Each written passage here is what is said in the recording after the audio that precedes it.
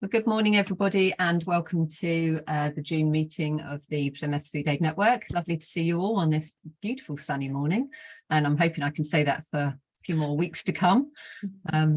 So this morning, what we're going to do is we're just going to have a brief recording of some updates for the whole network. As we know, there's many of you that aren't able to join us in person this morning. So I'll give a brief update, and Ian Smith will give a brief update too. We've got Stuart Jones from POP, who's got a few words to say, and Charlotte Merrill from Public Health Team. And as we know, Stuart needs to leave pretty soon. So Stuart, if that's all right with you, we'll hand straight over to you. No, I've got a nice coffee meeting at a nice little cafe around the corner in 1:30, so that's me going. Just a POP update for general for everybody. One, I suppose, most will have heard now, we've been very successful in getting ourselves refunded for the next sort of 4 to 5 years, shall we say. The funders have said this is the very last time they're going to give us any money. So we're going to be looking towards how we're more sustainable as a project as well over the next few years. The good news within that is we will continue to be fund some of this money we've been given.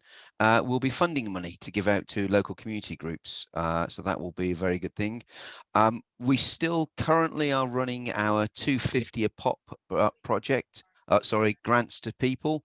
Remember, you can go there every 6 months. We don't ask too many questions about one, and it's about 1.5 paragraphs and a letter of support, really, and then the money can be transferred very, very quickly. So that is still going currently. We are going to be pausing our collectives for a little while just to look at what we've learned from it, and then we'll be relaunching something, don't know what yet, that everybody will be able to look towards after that. So we're hoping to keep that going for at least another 3 years. What we call it, don't know, but it'll still be going on. But we want to learn from what we've done so far and talk to everybody who's been involved in all of those, the good bits, the bad bits, everything else, so we can make sure everything gets updated from there. So those, so good news. Hopefully we can, the Food Aid Network makes use of those. If you've got an idea, please come to us, even if it's just a sort of couple of paragraphs in your head. Then please come to us. We're much appreciated. We can help talk. We want to give them money away. That's the thing with us. We're not putting you against competition about anybody. We will be still running our training arm, Pop Ideas. That will be coming through. That is just putting together now its autumn program of things about like crowdfunding, how to do that kind of stuff, how to look at reports, how to all that. Plus, we're going to look towards actually being a bit more of a host for, I suppose, courses that we don't run, but we think will be useful to everybody. So we're looking towards bringing a bit more of that together to everyone, because we can't run everything. We don't want to run everything. If there's something out there that's already very good, then we'll promote it. We don't want to be the be all and end all to do that. So that is going on from there. The other one again is, well, my world is networks. Yay. So I'm going around trying at the moment to, and I've had conversations with Tammy and Ian about the Food Aid Network and Food Plymouth about eventually starting to look towards how we do these connections and how are we already connected. So it's kind of, I suppose it's like trees and roots, really. The whole like organic setup of that, and over the next sort of 2 to 3 years about these, hopefully mapping all of this will give me an idea of what you might call the black spots, the gaps, and then to look at why we do all of these things so we can actually produce information to support everybody and make it easier. So I suppose the nice thing, Pop's going happily, strength to strength. We will be pushing our 10-year anniversary AGM, which will be in the autumn very, very soon. We're getting everybody, as many people as we can there to do that one, to have a good day, shall we say, and a fun day. We've got a bit of an AGM, but we keep that very, very short to do that. But otherwise, we're still here. Give us a shout. Tammy, Ian, I've got our information and contact details. We're there to be used, guys. Use us. That's it, really. Quick update, but going on. Yeah. Can I just chip in on? Yeah, can I just chip in on that as well, Stuart? So thank you very much for that. Also, what you have got coming up is a thing that you host is the Plymouth Fundraisers Network, isn't it? Yes, that's a And couple of months' time. Yeah, that one, that yeah, big one. Yeah. So yes, Wednesday the 13th of September, 10 yeah, till that 12 that's one. Yeah. at So Fort that is Greens. that's right. So that is mostly about people who are writing grant bids and things like that for organisations, or if they a number of people are independent ones. We are re-looking at something we used to run a while ago, a kind of Dragon's Den style event, if you kind of remember that picture project, we called it, where I we remember. bring in about 10 or 12 funders and do that. But that's in very, very early stages of planning at the moment. We haven't got a date. It would be sort of late autumn this stage. But that has worked out. Out of that has come $750,000 out of those events to projects in the city. So, you know, it's kind of like, but obviously COVID stopped it. Apologise for the cough. But yeah, it's again, please use us. If you got any questions, doesn't matter what, happy to look at those and happy to link things together. Yeah, brilliant, Yeah, brilliant. What would be really helpful, Stuart, would be is, if possible, could you maybe do a little bit just on, you know, more on the grants really that are really appropriate for this network, and some, I mean, obviously your newsletters, they're packed with amazing information. I imagine a lot of people receive them, but we're aware that people sometimes only have time to read headlines. So if you could just, the smaller grants, you know, that just gets that really point information over, and we can send that out to direct to the providers. That would be our great. man Simon, particularly about our own grants, I'll get him. He's got a paragraph or two ready that works. Okay. Oh, that's good. This is your learning champion, isn't it? Yeah, Simon, Simon, very good. Yeah, okay, brilliant. we'll work on those. Okay, cheers. That's great. Thank you, I'm going to love you and leave you now. Okay, folks, Okay, take care. thank I'll you. see you soon. Take See care. you. Bye-bye. Thanks, Stuart. Yeah. So Tammy, I've sent over, it's on the Food Plymouth Facebook already, that event I've just spoken about with Stuart. But I've sent you the link across for the PFAN network. So if you're kind enough to include that in the update, I think that would be helpful for people. Yeah, no problem at all. Yeah, and if anyone is thinking about bidding into that on any large scale or in a joined up way, let's have a conversation about that before you do it and see, you know, try and get the best strategic fit on it as well. So that would be good. But it's a good network, that one. It really is a good thing to go to if you can get one or two people along to it. Yeah, thank you. Brilliant. Yeah, thanks, Ian. That's great. I'll look at that and include that. Charlotte, could we come to you now, please? Yes. So I think I might have spoken about this before. So apologies if you've heard about this before. It's really an update on where we are with things on the infant formula pathway. So there's a new pathway which is going to be set up where families can be signposted to children's centres, where they will be provided with age-appropriate infant formula, support with finances, mental health, and anything related to feeding their infants. So this is families who are coming to yourselves, who are presenting and asking for infant formula for their baby. We will be producing a leaflet, which is very nearly ready. We just need to have a consistent offer across all the children's centres, so they know what questions to ask families to ensure they're fully supported when they come in. So there won't be a gatekeeping of the offer as such, just ensuring families receive the support they need to help them out of crisis. And the leaflet can be given to families who present to the food aid providers asking for infant formula, and they can be signposted to the offer. And so we just wanted to double check that you would be happy to support this if we did provide you with some leaflets. I've got some more things to say, but I just wanted to sort of check that at this stage, that you would be happy to signpost families to the children's centres if they came in asking for infant formula and provide them with that leaflet. Got some thumbs up and nods. Sorry, I can't see the rest of you. I can only see them. So we're not trying to create barriers for families to access infant formula. We're just trying to offer support for those families in crisis, and to link families into the children's centres and the family hubs where they can meet other families and they can connect with their community. Our infant feeding network will be providing some training around age appropriate provision of infant formula and pre-prepared baby food. So this may take place at another meeting like this, or could be in the form of a webinar. So I just wanted to get your thoughts on what you would prefer. Would you prefer it if one of the infant feeding network members came to another meeting, or would you prefer a webinar that you can watch in your own time?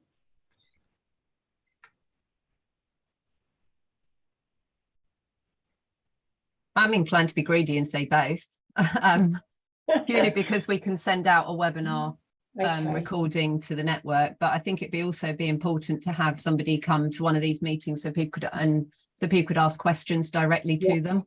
Yeah, great. So when we're ready to go and we've got all the children's centres, so we had a meeting last week and it was clear that some children's centres were asking all the right questions when families were coming in, and others were just sort of asking some of the questions. So we want to make sure that we've got, people are fully covered for support when they come into the children's centres. So we're just going to set that pathway up properly with a kind of, tick box sort of exercise, but not a tick box exercise, but you know what I mean, so that there's a consistent offer across the children's centres. So we'll be doing that over the next few weeks, and then we'll have the leaflets ready. So we'll let you know. Charlotte, we've got a question just briefly, sorry to interrupt, from Lindsay, because of course you can't see her. She's got her hand up. No, I can't, sorry. Hi, Lindsay. Okay. Hi, thanks. I think the signposting idea is great, and occasionally at the Suit Room we do get families who are often referred to us by the council, but some self-refer who have young children. And so I think the signposting aspect of this is great. I'm slightly hesitant about the advising on using formula. Are you suggesting, Charlotte, of training us as trainers on this, or is it information that we can just directly pass on to clients? Yeah, it would just be things like very basic stuff, like being aware that if children are over 12 months old, they don't need to be on infant formula. They can be having normal milk. So it's and there's only one formula that you need to be, offering families, or that families need to be having, and that's the first stage formula. The second stage, third stage, they're kind of gimmicky marketing ploys. They're not needed really. So it's only the first stage formula, and that it should only be offered to children under 12 months. And then there's further information that the feeding network wanted to sort of provide people with around sort of age appropriate, the baby food, that babies shouldn't be having that under 4 months, and really they shouldn't be having it under 6 months. So they should be on just milk up to 6 months. So it's just things like that really. But if you don't feel confident having those conversations with families, then it's absolutely fine to just signpost them to the children's centres anyway. But it's just being aware of those things when they're coming in. Right, thank you. Just what I mean. So those would be the kind of things that would be in the training when they discuss it with you. Diane's got a question for you as well. Yeah, you sort of offer, give out breastfeeding advice as well, just get the balance. That would be going on in the children's centres, yeah. So that's the whole point of bringing them into the children's centres. Linking them back into that infant feeding network. So how long has it been since you stopped breastfeeding? Are you combination feeding? Do you need some support? Would that help you to get more breastfeeding going? Because we have a great feeding support network out there, and we're really trying to raise our breastfeeding rates as well. So it's all kind of like linked into that. But the ultimate goal is to get, provide a crisis provision for these families, but link them into the other support services. That's brilliant. Thanks, Charlotte. So we will let you know when the leaflets are ready, and as with the Healthy Start leaflets, which I hope people have been providing, if you could let us know your preferred contact address and send, so that we can send the leaflets to you. So I don't know whether that would be sending your most recent address to Tammy, so that she's got an update of what where we can send the leaflets to. I don't know how best you would want to do that. If when we send out the notes and updates from this meeting, if we could put your details, or wherever people come direct to you, I think it would just speed the process up. That's fine. Yeah, that would be great. Just send their most up-to-date address where they want the leaflet sent to, and then we've got that ready for when it's ready. And if you have families coming in asking for formula at this stage, please do direct them to their nearest children's centre, because we do have stocks there already. And you can follow the link that I'm about to put in the chat, just so that they can find, so you can find their nearest children's centre. So that's really on the Plymouth Online directory. Let me just put it into the chat, see if I can multitask. Copy. and maybe Tammy could put that into the the newsletter, just where people can go to find out the information on their local children's centre that's closest for that person, because obviously we don't want them to be having to travel, because they don't have much money. That's why they're coming to the to access the Food Aid Network in the first place. So does anyone have any other questions? No, don't think so. Well, what I'll do as well, Charlotte, is I'll add that link to the information email that we send out when we get, so the Food Aid email often receives inquiries from the general public themselves asking for where they can go to get food aid help. I'll include that in that as well, because we do get a lot of families as well as individuals. So that would be great. Brilliant.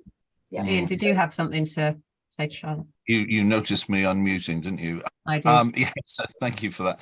No, what I was going to say is really for everyone on the call and everyone watching the recording as well is basically, as Charlotte was talking about that set of leaflets, I'm also thinking about worrying about the updated worrying about money leaflet, which was updated a few months ago, which you all helped with, which was greatly appreciated. So again, I think if anyone out there is looking for some more of those, the printed version, because it sort of goes alongside what Charlotte was saying, please, I think it's probably best to let us know in that instance. And we'll organize something in terms of getting you some additional copies that you can have in your settings. No, that's fine. That's brilliant. What I'll do is, because we sent out the link where people could go directly, and I know a lot of people did, we had some good feedback that they sent out hundreds and hundreds of leaflets. So Right. I'll send that link out again. But if you don't have time to follow the link, just drop me an email or a message and then we'll sort it out for you. And let us know how many you want, the example, and where you'd like them to go to. We'll get them for you. That's not a problem. Thanks, Tammy. That's brilliant. Great. Anything else from you, Charlotte, at all? Any other updates from your department you would like to share? I mean, as previously, if people could watch the Healthy Start Champion training video, that would be great. So the leaflet, I'll just put it up on the screen, I think you can see that. It's going to be something like this, and it is going to have information about Healthy Start on it as well, because obviously that links in with, people can use that money to purchase infant formula and food. So just keep promoting Healthy Start with families that come in. We've got children under 4 years old, if you can. Can you do a very quick in a paragraph, what is Healthy Start, just for those that may be new to this recording? Okay, well, I would urge you to watch the champion training video, because it's all explained quite clearly on there. It's not long, it's about 10 minutes long, and that gives you all the information and why it's important to be promoting that with families. It is a government scheme where money is provided to families on a low income, where they've got children under 4 years old. They get slightly more when they're pregnant, and they get it up until the child is 4. It's not a lot of money. It hasn't gone up enough in terms of inflation, but it does give them a slight safety net, but the threshold is also very low, so it's families on a very, very low income who are on some kind of benefits, and they can use it to buy fruit, vegetables and milk, and they also get free vitamins, and we are handing out vitamins to families through the health visiting team at the moment, because we had really poor uptake of the vitamins. And we know that in our families who are struggling to make ends meet, they're much more likely to have nutritional deficiencies. So yeah, there's a website where people can go on and apply online, and they get a card, and they can use that card to pay for fruit and veg, pulses, and milk and infant formula. It used to cover the infant formula, but now the price of infant formula has gone up over the threshold that it no longer does. The weekly amount that they get no longer covers it. So hence why we're envisaging that we're going to see a lot more people coming through the Food Aid Network who are needing infant formula for their babies. And we want to be able to provide that, because it's, obviously this is a real risk that these babies are going without, or we've heard stories of people watering down their infant formula. Gosh. To make it go further, which is, it's a real risk that these babies are not getting what they need. So really important, yeah. But yeah, I'll put the link to Healthy Start into the champion training video into the chat as well. So I'll do That's that. fantastic. Thank you, Charlotte. Really helpful. Thank you. I'll just do that, and then I'll leave you guys to it. Oh, well, nice to see you, and thank you very much. Nice to see you too. So that's fantastic. So just a quick update from me. So most of you have probably received the email. So just to give you a couple of dates that are coming up, in no particular order, just the way that I wrote them, which clearly appears to be backwards. So the food safety training, which is being offered by Plymouth City Council, that was requested by some of the organisations. So that's going to be done via Zoom on the 20th of July. So that's going to cover food safety inspection, whether or not you need to register, safer food, better business guidelines, the 4 C's just for you, and food safety inspection checklist. That's some information that we've received. So if you wanted to attend that one, you need to get hold of Kelly Fritcher. She's put her details, that's all in the email. We can include those details again when I send the update through. The other one, I know we've mentioned it a few times, and we had the lovely Kai from our gambling service. He offered his training a month or so ago, and we're now doing an online one. That's going to be happening next Thursday on the 22nd of June at midday. It's only for about an hour. The link to join that is you need to register by Eventbrite to get free tickets to come along, but that's all about gambling and gambling related harms. It's really popular already. We've got 25 people signed up, so they're looking at offering another one in the future. If you couldn't join this one, there will be further dates coming through. And then there's the other update that I put into the email was from Wendy at the England Illegal Money Lending team. And there are a lot of sessions that they are offering about money laundering and debt, etc., loan sharks. So please have it, if you've got 5 minutes, have a quick look. And if you should be able to hopefully find one of those dates that will suit you. And you can click and book directly with Wendy to go on one of her training sessions. And I think that's all the updates from me. So Ian, if it's okay with you, I'm going to hand over to you because I know you've got few updates as well. Yeah, that's great. Thank you. So yeah, no, on the illegal money lending side, we found out through Dave Monk, didn't we, that Plymouth is something of a hotspot, sadly, for that. So yeah, I would encourage you to undertake that training. I know other people that have, and it has been really helpful to them for the Stop a Loan Shark and everything that goes on with that. So I really encourage you to take those up. So yeah, from an overall sort of perspective, so the work towards the transition towards away from aid and more into an alliance model on the food aid front continues. So there's some work going on with Rachel Silcock and myself around the portal, helpline and portal to access the alliance as it moves forward. So can't say too much more about that, but just so you know, it's going on. So we'll explain that as it moves forward. Also, I was up in London yesterday and the day before for the Sustainable Food Places Day of Action on our plates, and this is all about engaging with parliamentarians, MPs and their teams around a broad range of sustainable food matters. And interesting enough, I found a really excellent example from Berry around the same transition I've just been talking about. There is a film available, which I've only watched briefly, but I've sent Tammy the link to share with you.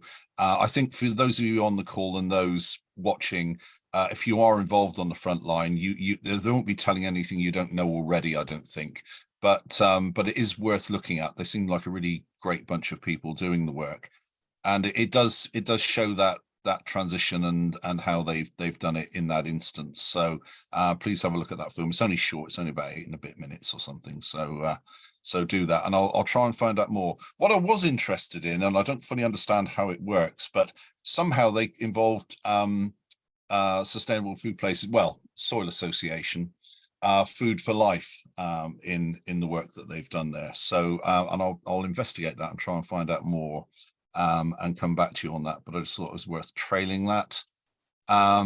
So we've mentioned the work around the worrying about money. So what I'll try and do is ask Trussell Trust and PFAN teams to come to another one of these, because there was a lot of talk about offering some more of that training that many of you undertook around cash first approaches. So I'll ask if they can come back and give an update and offer any more dates on that, because I know that's what they were looking towards. And I think also that there's still work going on around this idea of large scale cooperative bulk buying, which Mark Rolls from the Four Greens Trust is effectively leading on, but he is trying to share that leadership, which is good. And there was a flurry of activity which has gone a little bit quiet. So I'm going to, having surfaced from the work in London now, I'm going to see if I can start to reactivate that. And again, we'll keep you posted on that around that possibility as a support mechanism for the work that you do, where effectively those of you who are on the front line will effectively be the customers potentially of that service if it's brought into being.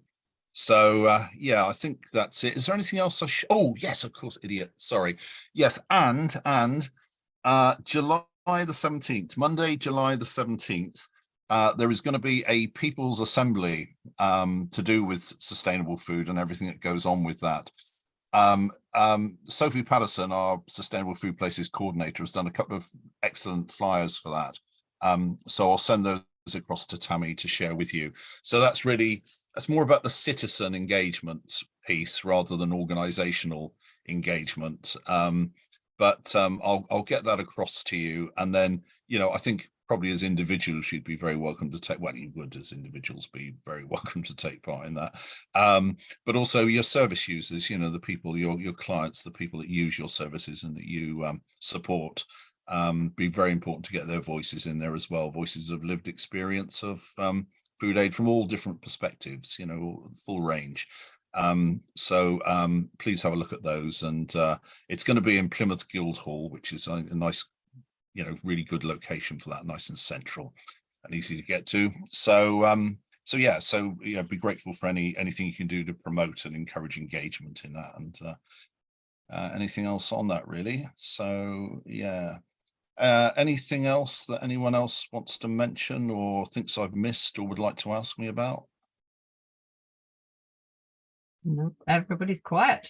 No, I'm well overdue a catch up with Eve, actually. I think I've got about a week old email or something, which I should have responded to. So I do apologize for that, but it's been absolutely dingbats. Oh, what I did want to say as well, Cornwall, Claire Judd from the Cornish team, we've invited to this. She couldn't come along at the start of this meeting, but you might find Claire from Sustainable Food Places Cornwall, which isn't quite what they call it, but that's what they are. Joining in a bit later. She's in another meeting and it's double booked, but she is going to try and drop in at the end. Particularly, she's interested in Plymouth anyway, but also with regard to our colleagues at the in Saltash that are often on this call, to foster that sort of joined upness across the Tamar there. So if you see Claire arriving in a minute, she's the very fairly newly appointed coordinator for the sustainable food work in Cornwall. So yeah, that's who Claire is if she appears. Right. Thank you. Thanks, Ian. That's great. Well, we'll say goodbye to those of you that are watching on record now, and we'll send out the updates from this meeting and then all the relevant information and the links and everything for you. And we look forward to seeing you all in July. Bye-bye.